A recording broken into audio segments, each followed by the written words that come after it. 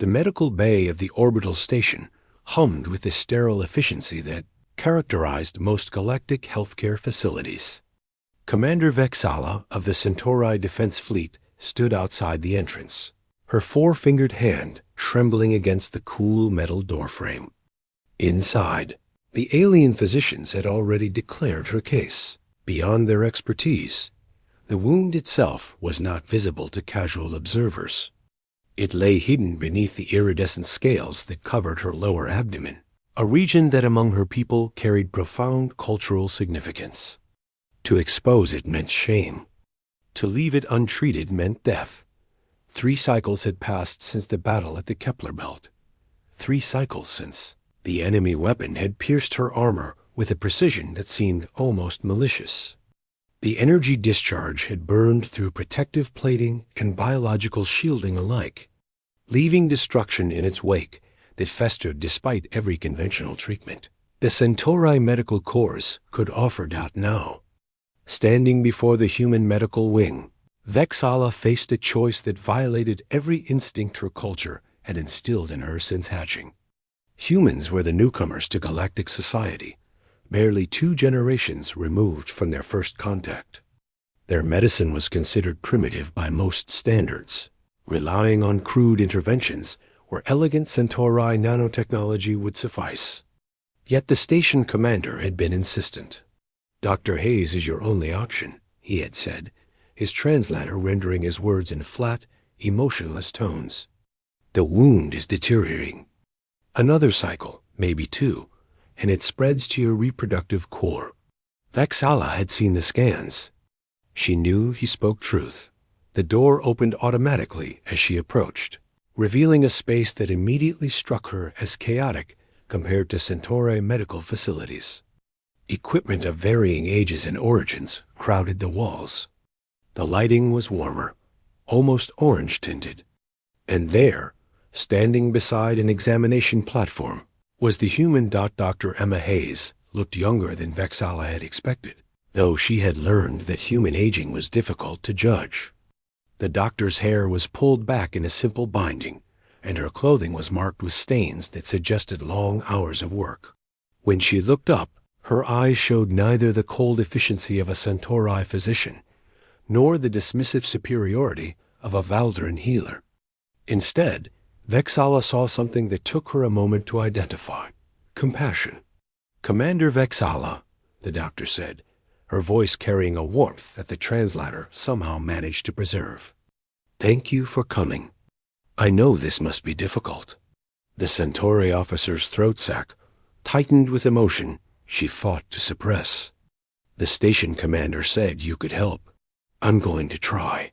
Hayes gestured to the examination platform. "Before we begin, I need you to understand something.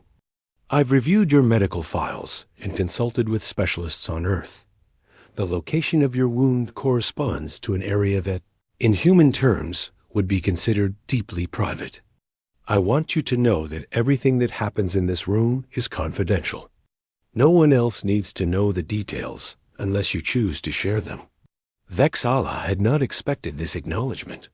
Most alien physicians treated Centauri physiology as merely another biological system to catalog and repair, showing no recognition of the cultural dimensions that made such injuries catastrophic beyond their physical damage.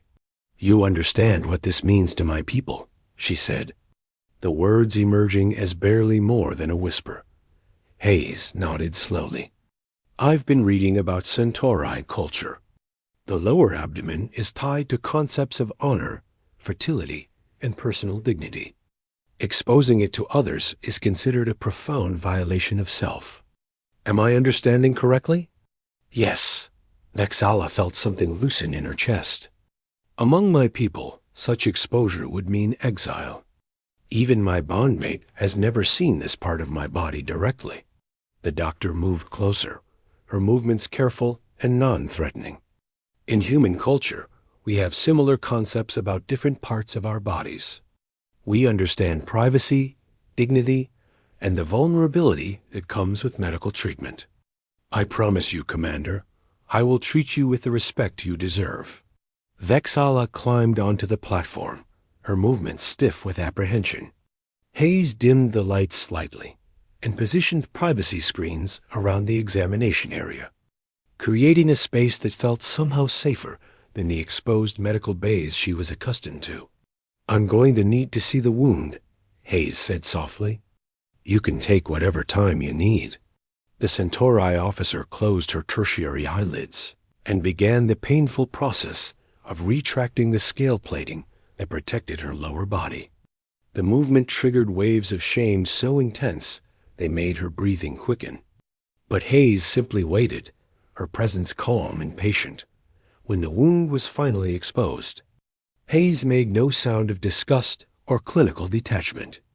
Instead, she leaned closer with careful attention, her scanning instruments moving with gentle precision. "This is a complex injury," she said after several minutes of examination. The energy discharge created a cascade effect through multiple tissue layers. "Your previous physicians were right that standard regeneration protocols won't work here. The damage is too intricate, too deeply woven through different biological systems. Then I am beyond help." Vexala felt despair settle over her like a shroud. "No." Hayes looked up, and her eyes were fierce with determination. "Your previous physicians were trained to see bodies as machines. Replace the damaged parts, reboot the systems, move on to the next patient. But human medicine evolved differently. We learned to work with the body's own healing capacity, to support rather than replace." The doctor pulled up holographic displays showing cellular structures and energy pathways that Vexala barely understood. "The wound isn't just physical. The energy discharge disrupted your bioelectric field in this region. That's why it keeps deteriorating. Your body can't remember how to be whole here anymore." Hayes began assembling equipment that looked ancient by galactic standards. "I'm going to use a combination of techniques. Microsurgery to repair the immediate physical damage, coupled with bioelectric stimulation to help your own cells remember their proper configuration. It will take time, and it won't be comfortable, but I believe we can restore full function." "You speak as though you have done this before." The doctor smiled slightly. "Not exactly this, but I've treated soldiers who came back from war with wounds that were as much spiritual as physical.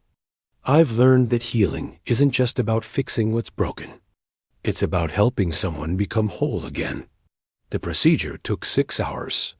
Hayes worked with a focus that seemed almost meditative, her hands steady as she manipulated instruments far more primitive than the automated systems favored by other species. She explained each step, never assuming that Vexala's lack of medical training meant she didn't deserve to understand what was happening to her own body. Halfway through, when the pain made Vexala's breath come in sharp gasps, Hayes stopped and simply held her hand until the worst passed. "You're doing incredibly well," the doctor said. "Most humans would have passed out by now. Most Centauri would have chosen death over this shame," Vexala replied. Hayes met her eyes. "There's no shame in being wounded. There's no shame in needing help. Those are lies that cultures tell to make warriors more expendable." The words struck something deep in Vexala's understanding of herself. She had spent her entire career believing that vulnerability was weakness, that needing assistance was failure. Yet here was this human, who came from a species that most of the galaxy considered soft and overly emotional, telling her that strength could be found in accepting care. When the procedure finally ended, Hayes applied the final dressing and helped Vexala's scales settle back into their protective configuration. The relief was immediate. For the first time in 3 cycles, the constant burning pain had diminished to a manageable ache. "You'll need to come back for follow-up treatments," Hayes explained, cleaning her instruments with the same careful attention she had shown throughout. "The bioelectric stimulation needs to be repeated in regular intervals to reinforce the healing pattern. But the worst is behind you."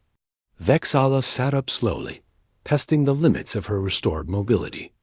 "Why did you choose this path?" Human physicians could make far more credits working with wealthier species on core worlds. Hayes shrugged, a gesture that the translator interpreted as casual dismissal, but that Vecsalia was learning to read as something more nuanced. I didn't become a doctor for credits. I became a doctor because I believe everyone deserves to be treated with dignity, regardless of what species they belong to or what kind of injury they're suffering from. The galaxy does not often reward such idealism. Maybe not. Hayes smiled again, and this time there was sadness in it. But someone has to remember that patients are people, not just problems to be solved. Your previous physicians saw a wound in a difficult location and decided it was too complicated to bother with. I see a person who deserves to heal. Over the following weeks, Vecsalia returned for her treatments.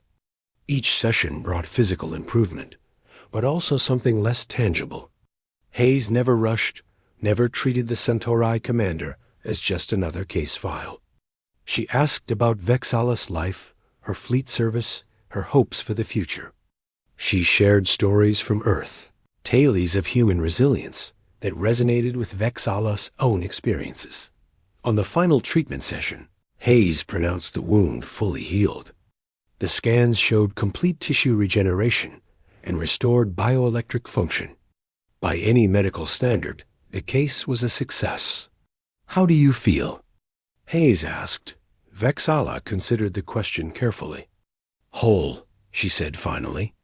Not just physically, but in ways I did not realize I was broken. The doctor nodded with understanding. Trauma does that. It fractures us in dimensions we don't have words for. Healing means addressing all of those fractures, not just the ones we can see on scans. Before leaving the medical bay for the last time, Vecsalia did something she had never done before.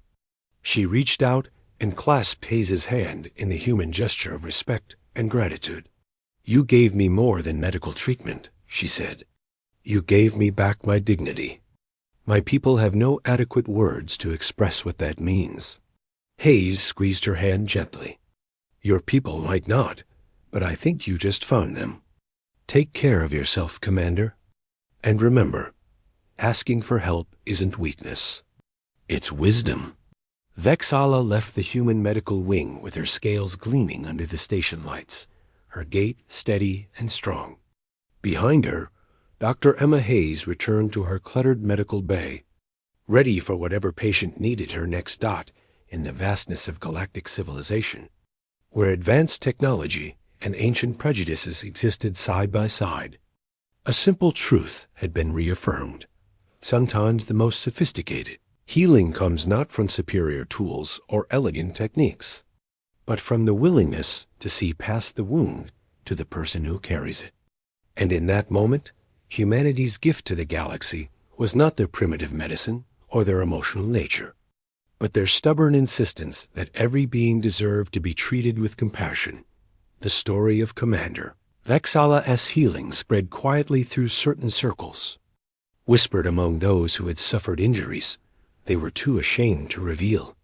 More patients began seeking out the human doctor on the orbital station, drawn by reports of her skill and her respect for dignity. Hayes treated them all with the same careful attention, building bridges of trust one patient at a time. And somewhere in the records of galactic medicine, a new notation began to appear. When conventional wisdom fails, when technology reaches its limits, when the wound runs deeper than scanners can measure, sometimes you need a human touch to make you whole again.